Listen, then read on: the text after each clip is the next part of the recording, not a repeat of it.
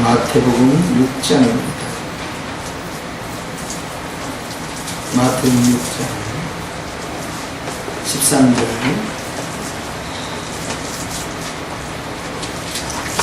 우리를 시험에 들게 하지 마옵시고 다만 악에서 구하옵소서. 나라와 번서와 영광이 아버지께 영원히 쌓옵나이다. 아멘. 할렐루야. 주기도문과 관련돼서 계속 말씀을 나누고 있는데 오늘 또 주의 은혜가 넘치시길 축원합니다. 하나님께서 우리가 기도를 할 때 그 기도하는 그 내용을 듣고 계시잖아요.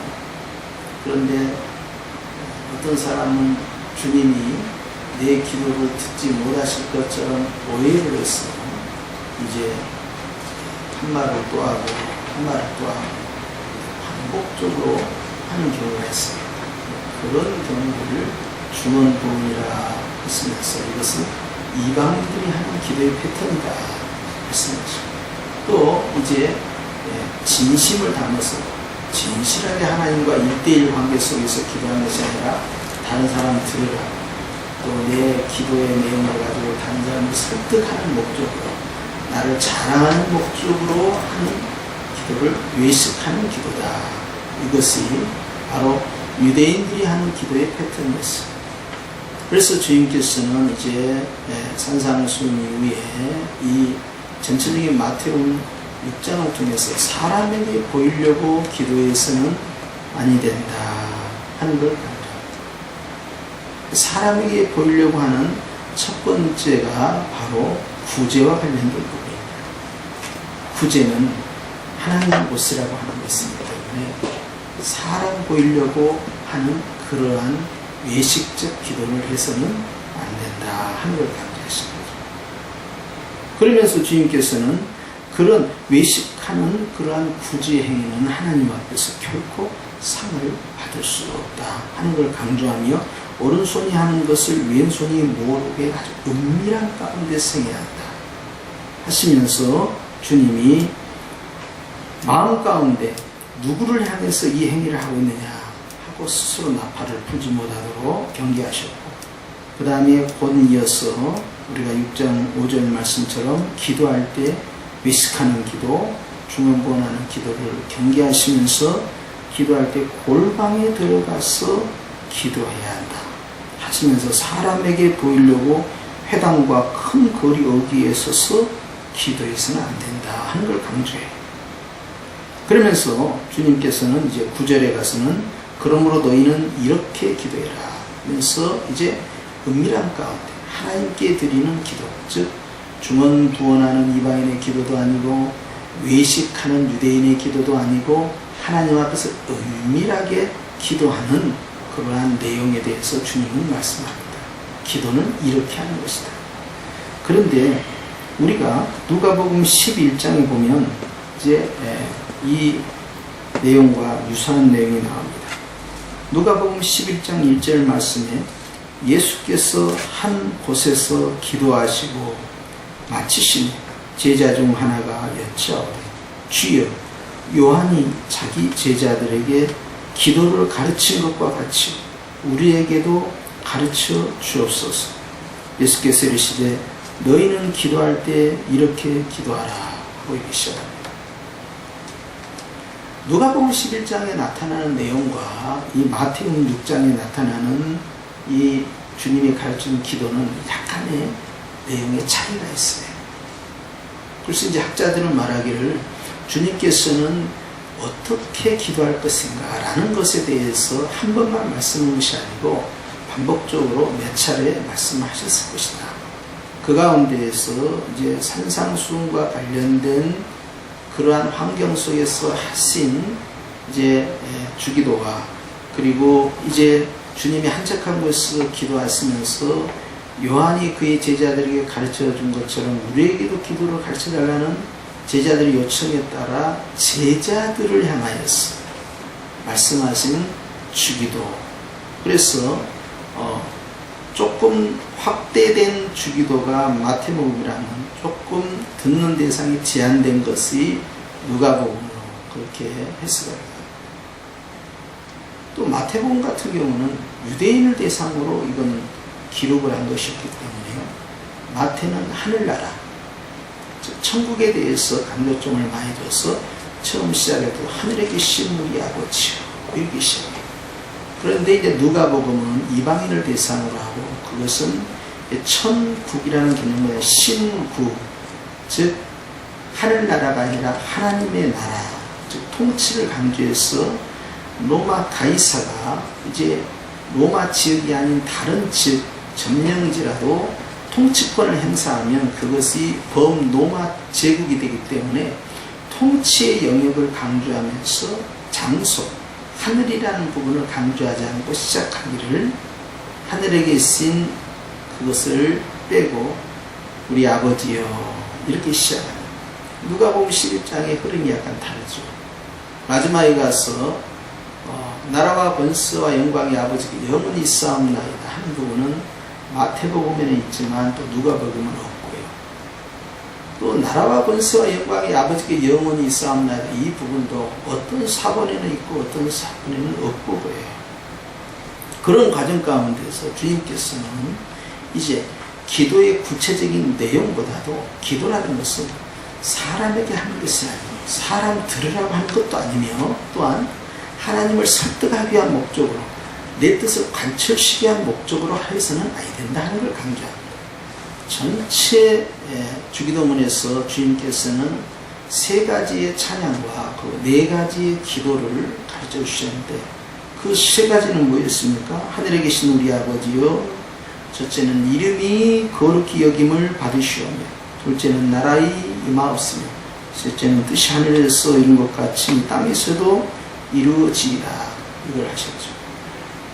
그런가 하면 주님을 향한 참여와 함께 이제 주님께서 우리의 삶 가운데서 시작되는 첫 번째 기도로 오늘날 우리에게 일용할 양식을 주옵시고 이렇게 시작하면서 우리에게 가장 절실하게 필요한 현실적인 문제, 먹고 사는 문제를 주님이 먼저 터치를 하십니다. 그러면서 주님은 그러한 일용할 양식이 임하기를 원하고 있는 거죠. 내가 벌어서 일용할 양식을 챙기는 게 아니에요. 하나님이 달라는 거죠. 우리가 우리에게 죄 지은 자를 사하여 준 것 같이 우리 죄를 사하여 주옵시고, 관계성을 의미하면서 죄의 용서 문제를 거론하고 계십니다. 세 번째는 우리를 시험에 들게 하지 마옵시고, 네 번째는 다만 악에서 구하옵소서 이렇게 해요. 근데 오늘의 주제는 이제 지난 시간까지 이 부분을 다 했고요. 이제 나라와 권세와 영광이 아버지께 영원히 있사옵나이다. 이 부분을 들어가게 되는데요. 이 부분에 있어서 이제 몇 가지 주의할 사항이 있습니다. 그것이 나라와라는 가로 열고 가로 닫기가 들어갔는데 이것은 사본에 들어있기도 하고 들어있지 않는 사본이 있기 때문에 그렇게 구분을 하는데 그 나라 앞에 헬라어 원문에 접속사가 하나 있습니다. 그 접속사가 호티예요. 호티는 영어의 비코스 또는 포 이렇게 시작되는데 왜냐하면 이러이러하기 때문에 그러합니다 라는 뜻이 있어요. 그래서 이제 이걸 이렇게 적용을 합니다. 오늘날 우리에게 일용할 양식을 주시옵소서. 왜냐하면 나라와 권세와 영광이 아버지께 영원히 있기 때문입니다. 우리가 우리에게 죄 지은 자를 사하여 준 것 같이 우리 죄를 사하여 주시옵소서. 죄 사함을 요청합니다. 왜냐하면 나라와 권세와 영광이 아버지께 영원히 있기 때문입니다. 우리를 시험에 들게 하지 마옵소서. 왜냐하면 나라와 권세와 영광이 아버지께 영원히 있기 때문입니다. 다만 악에서 구하옵소서. 왜냐하면 나라와 권세와 영광이 아버지께 영원히 있기 때문입니다. 아멘. 이렇게 이 호티라는 접속사를 가운데 두고 있어요. 그래서 우리가 개역 한글 성경의 주기도문을 암송을 할 때는 그 앞에 대개라는 단어를 쓰게 됩니다. 대개 그 그것은 적절한 번역이 아니죠. 그냥 중국어 성경에서 따온 거예요. 그러다 보니까 대개했는데 그것은 뭐 대체로 대략 이런 뜻을 가지고 있기 때문에 적절한 해석은 아닙니다. 오히려 이렇게 하죠. 다만하게서 구하옵소서. 호티. 왜냐하면 이렇게 들어가야 돼요. 그런데 이제 이 부분이 생략이 됩니다. 그러나 원문에 있어서의 호티가 들어있기 때문에 현재 우리는 교회뿐만 아니라 노예나 총회나 초급파적으로 기도할 때도 대개자를 집어넣는데 그 대개를 암송을 할 때는 왜냐하면이 꼭 들어가 있어요. 그래서 공식적인 주기도문이 암송 낭독이 될 때는 대개 나라와 권세와 영광이 아버지께 영원히 있습니다. 이렇게 시작합니다. 성경 원문에 없다라는 이야기는 그래서 틀렸다는 거예요. 원문에 오히려 들어있는 얘기죠. 그래서 이제 우리는 예수님께서 우리에게 4가지의 기도 소원을 올리도록 하고 그 근거로 일용할 양식이 왜 구해져야 하는지, 또 우리가 주님으로부터 죄사함을 받아야 되는지, 그리고 이제 시험에 들지 말아야 하는지, 악에서 건짐을 받아야 하는지. 왜냐하면 이유가 나옵니다. 바로 나라와 권세, 영광이 아버지께 영원히 있기 때문에 그렇게 이루어지게 하옵소서 하는 내용이 들어있는 것입니다. 누가복음 11장에 나타나는 이 주기도는 이런 부분에 있어서 이제 앞서 말씀드린 대로 영토적 개념의 하늘나라라는 이제 통치적 개념의 이제 하나님의 나라 신국에 대해서 강조하기 때문에 이제 패러다임을 바꾼 거죠. 그래서 이제 주님께서 가르쳐 주신 이 마태복음이 한 번만 선포되고 끝난 것이 아니라 여러 번 수차례에 의해서 제자들에게 가르쳐졌을 것이다 라고 추론을 하는 것입니다. 우리는 이제 이 마태복음에 나타난 이 주기도문을 전체를 다 묵상하면서 기억해야 할 게 있습니다. 주님이 왜 이 기도문을 가르쳐 주셨을까? 누가복음 11장에서는 요한이 그의 제자들에게 가르친 것처럼 우리에게도 어떻게 기도해야 되는지를 가르쳐달라는 제자들의 요청에 따라 이루어졌다면, 마태복음 6장은 사람에게 보이려고 하는 구제, 사람에게 보이려고 하는 기도, 사람에게 보이려고 하는 여러 행위들에 대해서 주님이 그렇게 해서는 안 된다라는 걸 가르치시면서 하나님 앞에 은밀히 기도하는 구제, 기도, 그러한 금식, 그러한 헌금 생활, 그러한 삶의 모습들을 강조하시면서 나온 기도라는 것이죠. 당시 유대인 사회에 편만하게 퍼져 있었던 그런 외식된 형식적 기도와 이방인들 문화에서 자신의 뜻을 관철시키기 위해서 반복적으로 계속되는 그러한 중복된 기도를 주님이 경계하셨다. 그러한 목적으로 기도는 하나님께 하는 것이다. 그렇기 때문에 누구에게 들으라고 하는 것이 아니다. 누구를 가르치려고 해서도 안 된다. 그걸 통해서 내 뜻을 관철시키기 위한 목적으로 해서도 안 된다.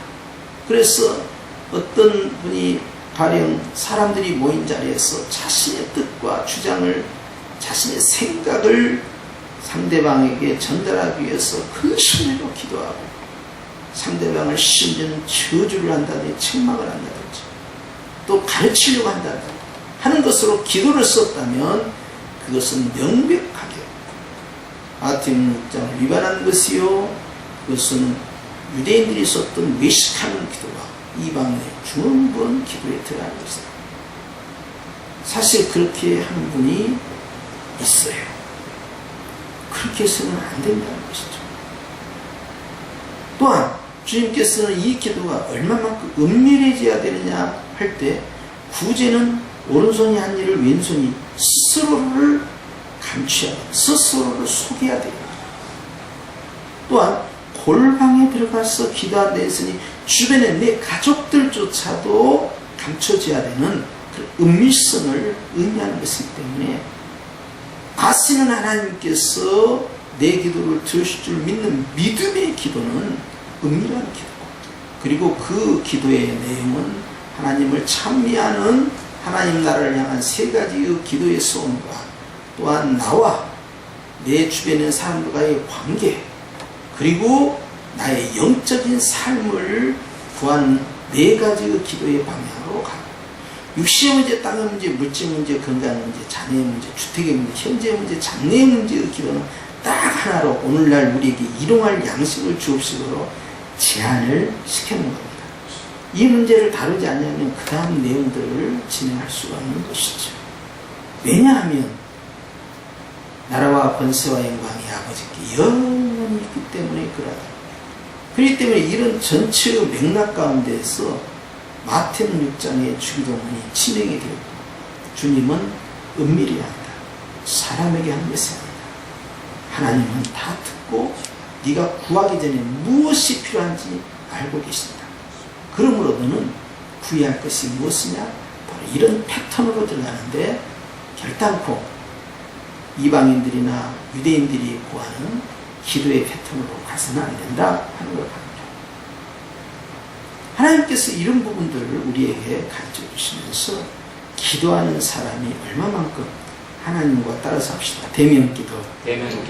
얼굴과 얼굴을 맞보면서 1대1로 기도하는 이러한 대면기도는 모세의 기도의 패턴인데, 그가 마치 친구와 대화하듯이 얼굴을 대면하며 여호와와 대화, 그것은요 얼마나 진솔해야 할 것이며 얼마나 은밀하게 기도가 진행되는지 말할 수 없어요. 바로 그러한 기도의 패턴이 바로 깊은 기도로 들어가는 것이지, 기도를 다른 방법이나 다른 수단으로 써서는 안 되고, 나의 뜻을 간접시키거나 내가 가지고 있는 소원을 주님에게 강력하게 푸시하기 위해서 기도를 써서는 안 된다 하는 걸 보여주는 것입니다. 그보다 더 강렬한 것이 이제 그 다음에 이제 금식에 관한 내용들이 또 나오게 되는데, 금식도 나중에 말씀을 살펴보겠지만 금식도 철저히 내 뜻을 관철시키는 것과는 전혀 관계가 없이 진행되는 것이죠. 그것이 하나님께서 우리에게 원하는 나와 주님과의 관계 속에서 사람에게 보이지 아니하는 우리의 모습이다. 저는 우리 성도들의 이 기도의 방향, 전체 흐름이 예수님께서 원하시는 방향, 즉 하나님을 향한 그 은밀한 기도, 그리고 주님께서 듣고 계신다라는 믿음의 기도, 무엇보다도 성령께서 이끄시는 그러한 주의 뜻을 구하는 기도가 되기를 주의 이름으로 축원합니다. 이렇게 함으로써 주님께서는 이제 이 주기도를 통하여서 기도의 방향의 흐름을 제자들에게 잡아주신 것이죠. 왜냐하면 내 마음에 있는 소원을 드리는 것이 기도가 아니다 하는 것을 가르쳐 주셨기 때문입니다. 성령께서는 아버지의 뜻대로 구한다는 것처럼 우리의 기도의 방향이 바로 주님이 원하는 그 방향으로 가기 위한 중요한 샘플이 바로 이 예수님이 가르쳐준 주기도를 할 수 있어요. 따라서 우리가 주기도문을 암송할 때마다 우리의 기도의 방향과 그 내용이 이틀을 항상 기준으로 삼아서 하나님의 뜻을 구하며 은밀한 가운데 계시는 주님 앞에 나아가는 믿음의 권속들이 되시기를 주님을 축원합니다. 이것이 바로 6장에서 나타낸 말씀이에요. 오늘 이 말씀 가운데 주님의 깨달음이 저와 여러분이 있기를 축원합니다. 따라서 합시다. 왜냐하면 나라와 권세와 영광이 아버지께 영원히 있사옵나이다. 그러하기 때문에 이러한 소원을 주님께 구합니다. 아멘. 이것이 기도하십시다. 하나님 아버지 감사합니다. 오늘 우리는 이제 주기도문에 관한 산상수훈의 말씀을 묵상하면서 예수님께서 어떻게 기도해야 되는지, 이방인들의 기도나 유대인들의 기도가 아닌 하나님께서 원하시는 기도의 방향이 무엇인지를 우리에게 가르쳐 주셨사온데, 저희가 주기도문을 암송할 때마다 은밀한 가운데 보시는 나의 하나님, 내가 구하기 전에 있어야 할 것을 미리 알고 계시는 나의 아버지, 나의 작은 숨소리조차도 듣고 계시고 나를 살피시고 계시는 하나님의 그 크신 사랑을 잊지 않게 하여 주시고, 누구에게 보이기 위함도 아니요, 누구에게 자랑하기 위함도 아니요, 누구를 설득하고 이해하고 내 뜻을 관철시키기 위한 목적도 아니요, 또한 내 마음의 소원을 반복적으로 주님께 올려드림으로써 내가 원하는 목적을 얻어내기 위함도 아니요, 오직 하늘에서 그 뜻이 이루어진 것 같이 땅에서도 하나님의 뜻이 이루어지는 그러한 은혜만이 임하게 하여 주시옵소서.